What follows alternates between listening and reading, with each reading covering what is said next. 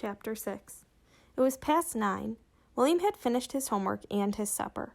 Once he had said good night to his parents and Mrs. Phillips, he crept upstairs to the attic with the 2 bugs, his flashlight, and his magnifying glass. He wanted to take a closer look at the token. The night was waiting for him. The round circle of the flashlight found him in the middle of the courtyard. "Could you bring up a candle next time you come? I have preparations to make, and I find it difficult to work when there is no moon." William smiled.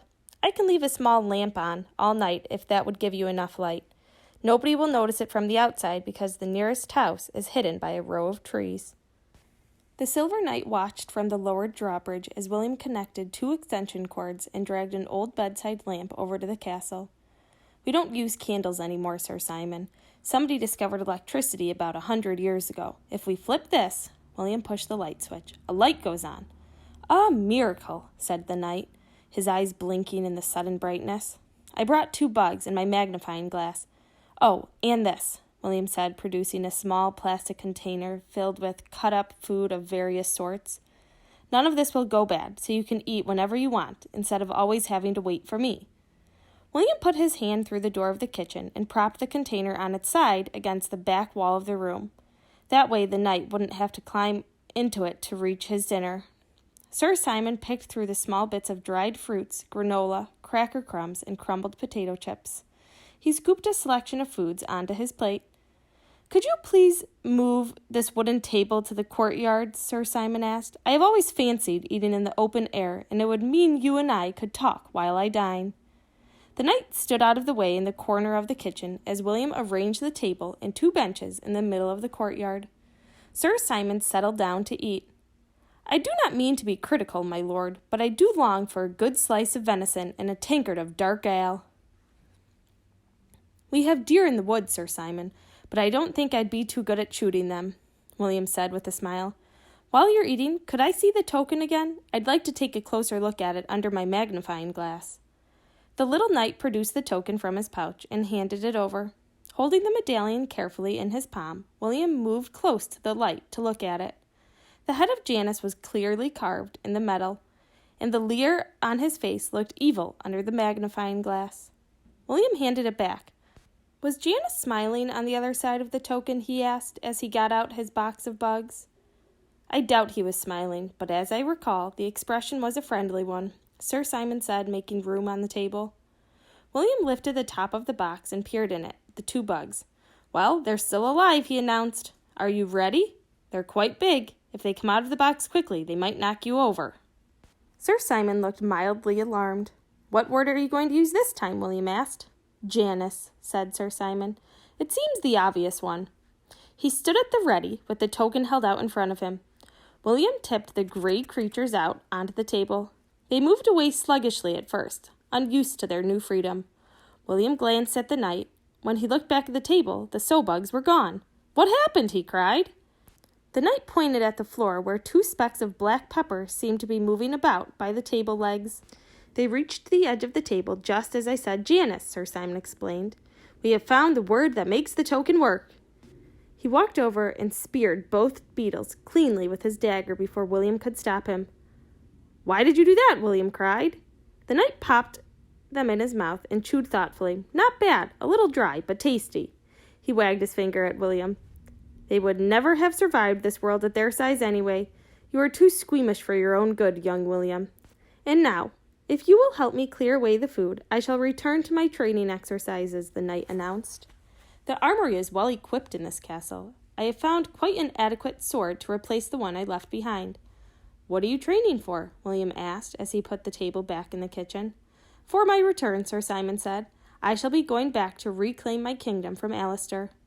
He seemed so sure of himself that William was reluctant to tell him it was impossible. "How do you plan to get back there?" he asked quietly. "It will happen when everything is in place." "There is a riddle written over the front door of the castle, young William," the knight explained. "You would do well to read it." William lay down on the floor so that his eyes were level with the arched double doors of the entrance. Peering through his magnifying glass, he read the words with the lamp tipped toward him. "When the lady doth ply her needle, and the lord his sword doth test, then the squire shall cross the drawbridge, and the time will be right for a quest." But who is the lady and who is the squire? The knight shrugged. We shall find out in due course. Until then, I shall prepare myself. Is it okay if I watch? William asked. The knight didn't reply. He stood in the stable yard, his sword at the ready, advancing on an imaginary target. With a roar, he made a thrust, first to the left and then to the right, ducking and weaving all the time to avoid the blows of his adversary. William watched in silence. He could see that the knight was quite agile and a powerful swordsman. But what good would that do against Alistair's magic powers? William wondered. At the bottom of the attic steps, the door opened and the overhead light went on suddenly. Sir Simon ran for his hiding place in the stable. William froze. The face that appeared at the top of the steps was his father's. It's 10:30, William, his father said. I thought you went to bed hours ago. I couldn't sleep, so I came to play with the castle, William said, getting up. His father looked around. I haven't been in the attic in years, he said. I suppose we should clean this place out sometime. It's a terrible fire hazard. You say that every year, Dad, William said, edging towards the steps. But his father didn't get the hint. It's quite a remarkable castle, isn't it? He said. I had to help Mrs. Phillips carry it upstairs on Monday morning. She told me she was going to give it to you to keep. That's right, William said. Show me how it works, his father said, getting down on his hands and knees. William showed him the drawbridge and the portcullis, and then took him on a tour of the bedroom wing, staying as far away as possible from the stable. But his father wanted to see it all. What's over on the other side? He asked, poking open the kitchen door. That's the kitchen, William said. Look at that fireplace. It even has a roasting spit. It does? William hadn't noticed that before. His father's eyes wandered towards the knight's hiding place. That's just the stable, Dad, William said loudly. Nothing in there to see. Why, look, there's something lying on the floor, said his father, picking up the silver knight's shield. He handed it to William. Some brave soldier on the run must have dropped it. Before William could answer, there was a sound downstairs. William, are you up there? It was his mother's voice. He groaned. This was turning into a party. We're coming down, his father called quickly. Be right there, he grinned at William. We've got to raise the drawbridge and lower the portcullis. Can't leave the castle defenseless, William nodded. He hadn't seen his father this excited about something in a long time. You realize this castle is missing a very important part of its defenses.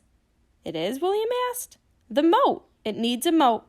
I'll make one out of wood in the workshop. I'll come up next week and measure for it. Great, Dad, William said. He wasn't going to get his hopes up.